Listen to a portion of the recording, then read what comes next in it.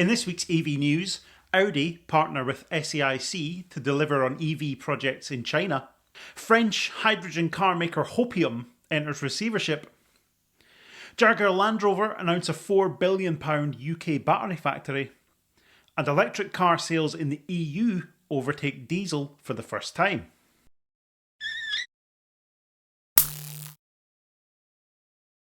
Welcome back to another EV news, where we feature some of the biggest and some of the most obscure news stories about electric vehicles. There's lots of interest in the proposed new UK legislation for public charging last week. If you haven't seen that yet, there's a link in the description. As always, I would love it if you would like this video, and if you're new here, subscribe as well so that you don't miss out on the next one. First up, more news of the Chinese dominance of the EV industry. Audi have announced a partnership with SAIC Motor, parent company of MG, state-owned automaker. Details of the partnership are a little bit thin on the ground at the moment, but Audi have been hotly rumoured to be interested in a platform sharing agreement with one of SAIC's other brands, IM Motor. Their EV architecture supports both rear and all-wheel drive and is currently used for the IM Motor's L7 sedan and LS7 SUV. Audi is rumoured to plan to use this platform for production versions of its Active Sphere, Urban Sphere, Sky Sphere and Grand Sphere concepts. SAIC's chief engineer told reporters that they are deepening their cooperation with Audi, adding that licensing and joint development are options for future projects. Audi's parent, Volkswagen Group, already has a joint venture with SAIC to build petrol-powered cars in China. They're under pressure to improve sales, especially in China, after its EV push has stalled due to delays in software development. The Q6 e-tron has been pushed back to 2024. It's an interesting turning point, this, for the Chinese automotive industry. As Bloomberg have pointed out, Chinese manufacturers now seem to be shifting from not necessarily copying, but being heavily inspired by Western automakers, to now driving forward innovation. And to the point where these Western manufacturers are turning to them for help with their products. Really is quite interesting. It's an unexpected move from Audi, if you ask me, but I think a logical one. But do you think it's wise for them to be entering into like a partnership for platform sharing like this? Well, let me know what you think in the comments. I know there's always some really strong views on Western manufacturers getting a little bit too close to Chinese, especially state-owned manufacturers, so I'd be really interested to know what you think. One thing's very clear from this, though, is that China's dominance of the EV market is coming thick and fast, whether you like it or not. There's absolutely no denying it. Next up, hydrogen car news. Now, I don't talk about hydrogen very much on this channel, and that's for one fairly clear reason. I am not of the opinion that it has any real relevance to passenger cars whatsoever. I think it has applications for bigger, more demanding stuff, but I definitely feel that battery electric is the way forward and the proven way forward for passenger cars. So I honestly think hydrogen is a waste of time. And I think this latest news goes some way to confirm that. French hydrogen car maker No-hopium has entered receivership, with its debt frozen by the Paris Commercial Court for at least 6 months.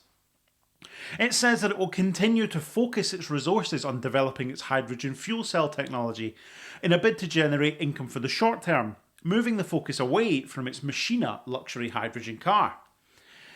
No-hopium had been marketing their high-performance hydrogen-powered Machina since 2020, available for pre-order at what sounds like an absolute bargainous €120,000. It has a claimed range of 1,000 kilometres, of course, and their website says deliveries will start in 2025, but given the state of their financials, that seems like it's increasingly unlikely.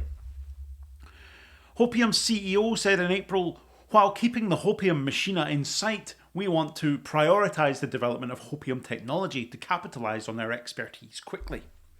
The needs are there in terms of professional and heavy mobility, and the infrastructure is developing rapidly." I'm not sure that is, and I think the sooner that this hydrogen hype train comes to an end, the better.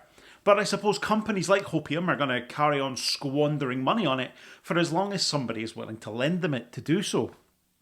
I've got no doubt that hydrogen fuel cell technology will play some part in a lower carbon future.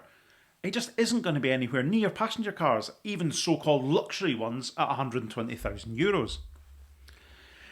Hydrogen doesn't have much hope for domestic heating either, with the UK government confirming that it is very unlikely to be used to replace natural gas for home heating, admitting that switching to so-called low-carbon hydrogen would cause significant upheaval on the gas grid, and it would be too slow to meet the UK's net zero targets.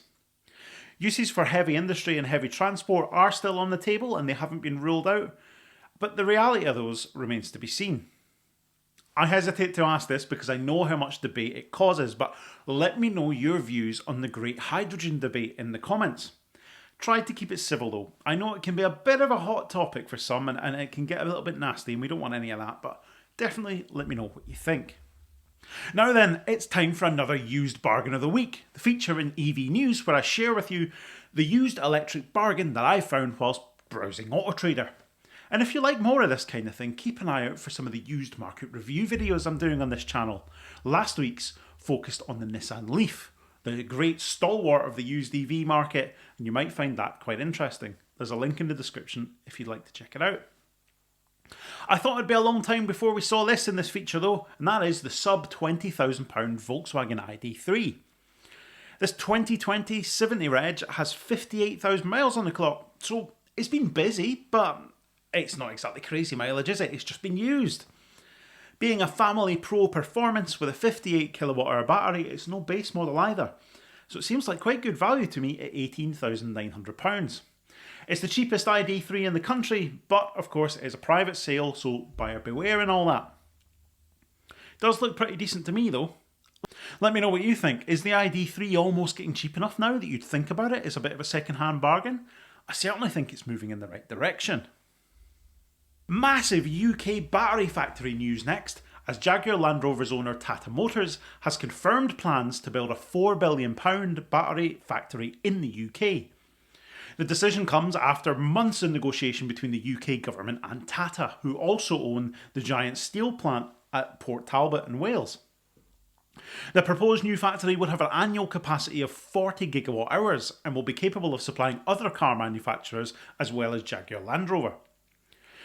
The government has said that it should produce enough EV batteries to meet half of Britain's forecast demand by 2030. The factory will generate up to 9,000 jobs in the southwest, including 4,000 directly employed by Tata. The decision secures the future of Jaguar Land Rover in the UK and it provides a crucial boost to the wider car industry. Prime Minister Rishi Sunak said, "We can be incredibly proud that Britain has been chosen as home to Tata's first gigafactory outside India, securing our place as one of the most attractive places to build EVs." Well, all I'm going to say on the matter is £500 million in subsidies might do that. And finally, more electric cars were sold in the European Union in June than diesels for the first time ever. With 158,252 registrations, electric passenger cars acquired a 15.1% market share, according to the European Automobile Manufacturers Association. Hybrid electric cars remained the second most popular choice, representing 24.3% of the market, second only to petrol-powered vehicles. In contrast, the EU market for diesel cars continued to decline. It was down 9.4% in June, despite growth in Germany and Central European markets. Diesel cars now represent a market share of 13.4%, down from 17.4% this time last year. I don't think there's any real surprises here. I mean, it seems to me that the EU market share is broadly mirroring what we're seeing here in the UK, in that pure EV up, diesel down, hybrid still taking quite a big chunk of the market. I thought it was pretty interesting nonetheless, and I thought it was worth sharing here. But that's it for this week's EV News. Another interesting set of stories, I'm sure you'll agree. Let me know your thoughts on all of these stories in the comments, but as I said before, try to keep the hydrogen discussion as civil as you possibly can. As always, make sure you've liked this video, and if you're new here, subscribe with notifications turned on so that you don't miss out on the next one. Thank you very much for watching. I'll see you next time.